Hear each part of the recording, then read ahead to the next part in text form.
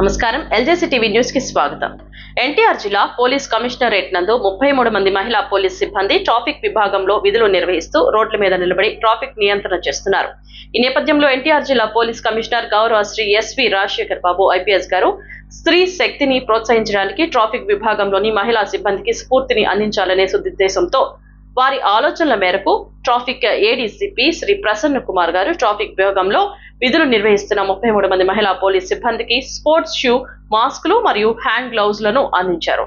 అదేవిధంగా ట్రాఫిక్ విధి నిర్వహణ చేయు సమయంలో సరి అయిన సమయంలో కొందరి వ్యక్తులు ప్రాణాలు కాపాడిన 4 సిబ్బందికి పోలీస్ స్టేషన్ లో పనిచేస్తున్న ఒక హెడ్ కానిస్టేబుల్, 2 కానిస్టేబుళ్లు మరియు 1వ ట్రాఫిక్ పోలీస్ స్టేషన్ లో పనిచేస్తున్న ఒక కానిస్టేబుల్ కు నగదు బహుమతి ఇచ్చి ప్రోత్సహించడమైంది.